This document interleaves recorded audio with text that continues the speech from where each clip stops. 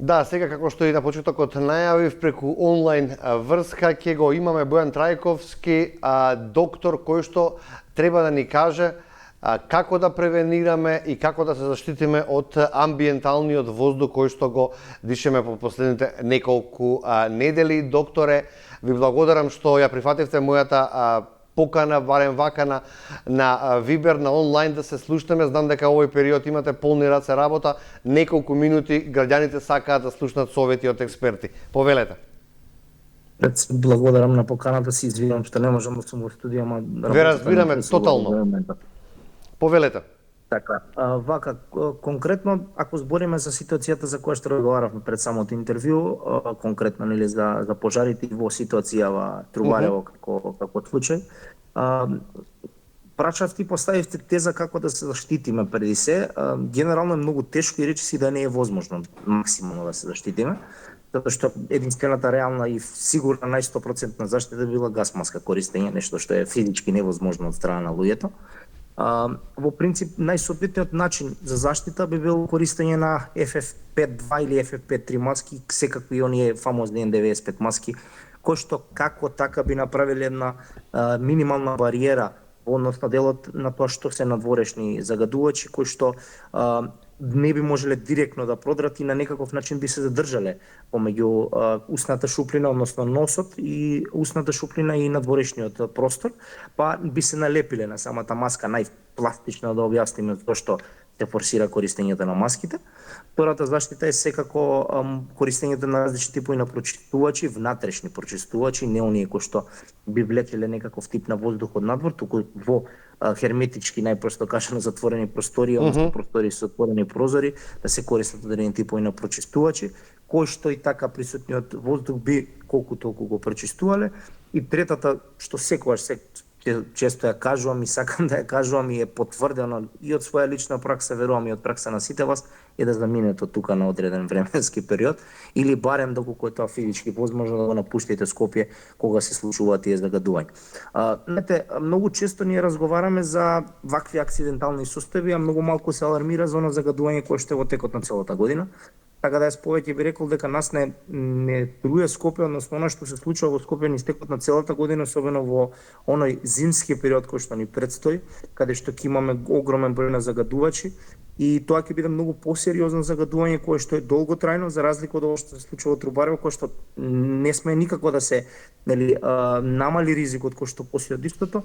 Меѓутоа, ние треба да размислуваме на една долгорочна стратегија, тоа не е нешто што ние како лекари може да го направиме, туку што властите, здравствените власти, локалната самоуправа која што мора да најде начин, постојат начини тоа како да го направат и при тоа да делуваат соодветно и да го намалат тоа ниво на загадување. Неколку мои колеги кои што викендов известуваа од Трубарево, веќе денеска се многу болни, чувствуваат болки на градите, тешко дишат, многу кашлаат. Што им се случува на нивниот организам во моментов? Видете, согласно тоа што го добивавме како информација, сега јас не можам да тврдам за релевантност и за податоците најточни, сепак ги добиваме од Институт за јавно здравје и веројатно ни се комплетно точни и секако проверени. Можам да пофалам дека имаше брза реакција од страна на институтот, тоа што го проверија го дадоа како информација, но дека не постои некаков тип на загадување, дека тоа горење и тој чад нема да направи проблем, особено на луѓето кои што беа присутни таму, тоа да не се лажеме, затоа што има едно правило кое што во принцип генерално сите го одбегнуваат, значи не постои дозволено ниво на загадување. Постои загадување и простор каде што имаме комплетно чист воздух, така да генерално било какво загадување, без разлика од типот на загадувањето, секогаш делува штетно. Единственото нешто што е разлика се последиците кои што може да ги добиеме од самото загадување.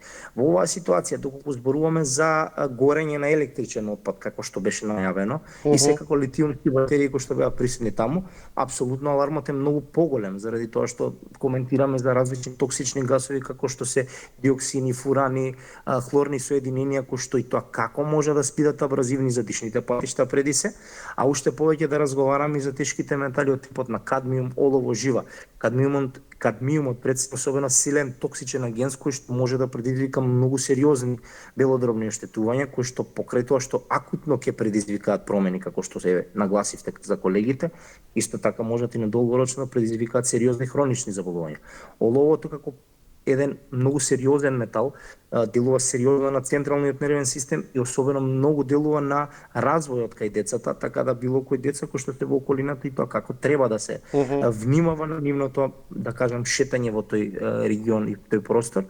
Исто така животот е доста добро познат како метал кој што може да влијае многу и кој што исклучително лесно може да биде апсорбиран преку дишните патишта и да делува особено на оштетување на мозокот.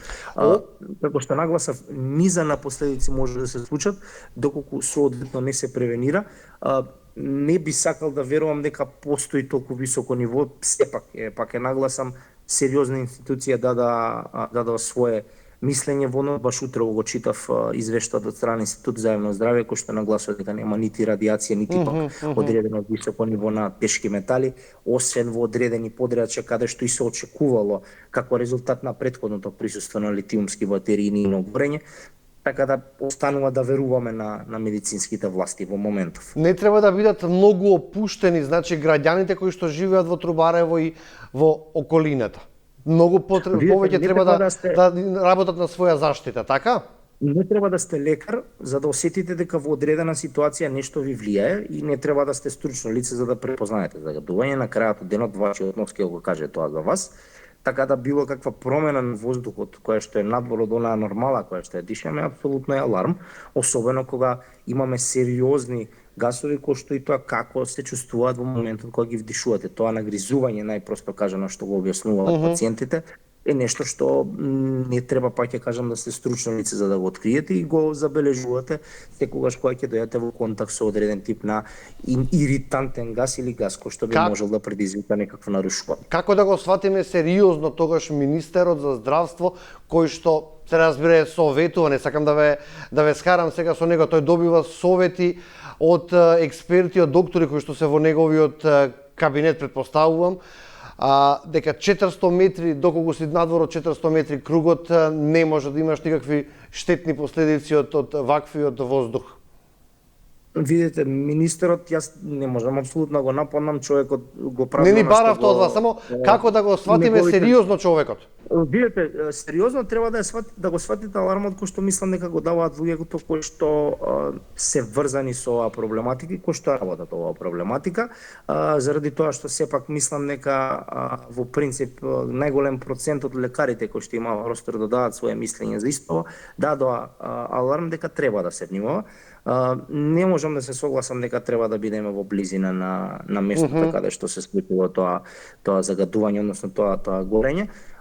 Треба апсолутно да се носат маски, мислам дека е првично најсоодветна заштита која што би била и најевтина, би рекол, за граѓаните, заради тоа што сите немаат можност да заминат од местото каде што живеат на одреден временски период.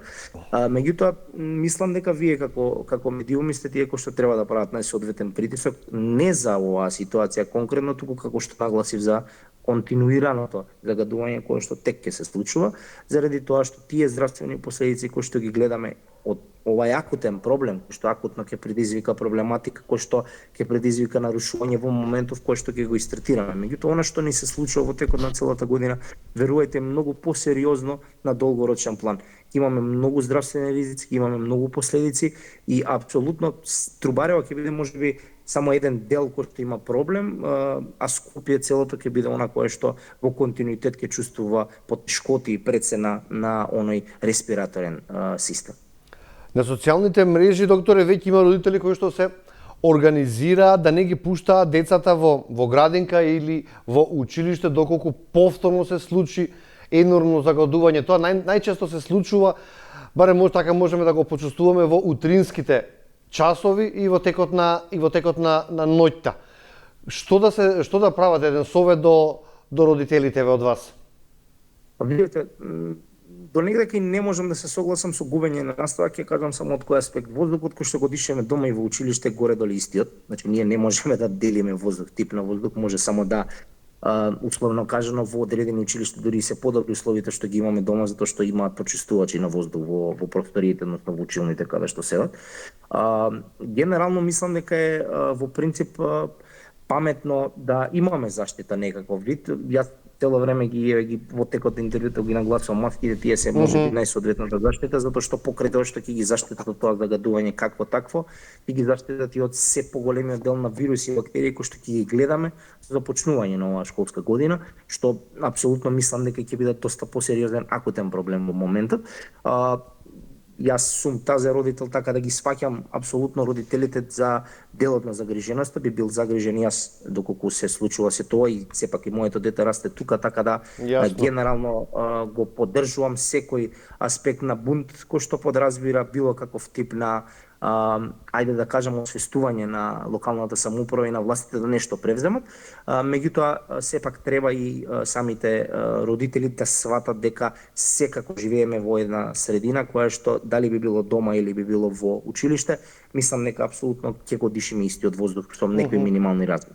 Со почетокот на учебната година започнуваат, ги спомнавте, вирусите, започнуваат настинките, мешањето на децата во една помала просторија како што се училиштата, градинките. Колку сега ова може да ги зголеми процентот на деца со настинки, овој загаден воздух? Колку влијае на намалување на имунитетот, ми е прашањето? Влијае премногу. Значи, загадениот воздух, без разлика дали е како што кажа акутно загадување како резултат на пожариви или пак онаа долготрајно загадување кој што имаме и го очекуваме зимскиот период, влијаат комплетно на целиот здравствен систем.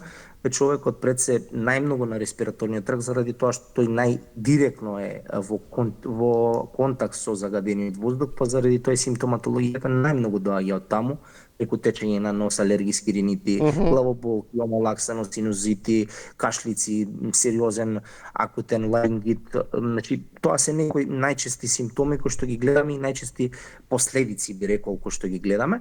Меѓутоа потврдено и научно и со различни типови на студии дека и тоа како директно влијае врз имунитетот самото загадување и долготрајното присуство во одредени простори или во начала ситуација во одреден цел град.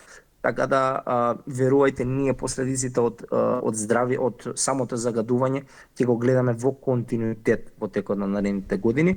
Најпросто кажано и со свој личен пример, заминете неколку дена надвор од државата, Грција е најсоодветен пример во оваа ситуација. Така да со самото тоа што ќе го смените местото на функционирање, ќе видите разлика кога ќе се вратите во Скопје. Така да мислам дека и тоа како имаме сериозни влијанија и ќе го гледаме тоа како проблем на долгорочна стаза. Да, тоа редовно ни се случува кога ќе влеземе негде од кај хиподром, кога одиме на кај Скопје, барем ние што сме од жители на главниот град, веднаш можеме да препознаеме со дишењето дека сме блиску до дома. Само уште едно прашање имам во однос на жителите на Трубарево. Колку време ќе треба да се исчисти тој дел таму за да немаат никакви проблеми жителите? Вие ако зборуваме за кадмиум, олов тие во принцип жива се конкретно како метали може да бидат метнати во самата почва и да треба до подолгорочно време. Односно гасовите кои што се ослободија и кои што ги гледавме нели со своји очи, условно кажано, при горењето на тој електричен отпад, ствовите се различни, значи од неколку часа па до неколку денови. Генерално нема некаков си аларм кој што би рекол дека тоа може да биде подолгорочно од неколку часа. Во секој случај мислам дека прилика недела до две би било некое најбезбедно време ако веќе некој е заменато таму да се врати и да си функционира нормално во местото на живење. Освен обработка на почвите кои што се во околината на тоа место кое што е запалено. Производите кои што се земјоделските производи, раноградинарските, ќе биде строго забрането да се користат, претпоставувам тоа место таму. Па тоа не можам јас да ви го одговорам, тоа би требало да ви го одговорат здравствените власти кои што ќе го направат тоа контрола. Да се направи без да направиме контрола, не би можел да тврдам дали станува збор за некаков тип на загатување или некаков тип на лош род.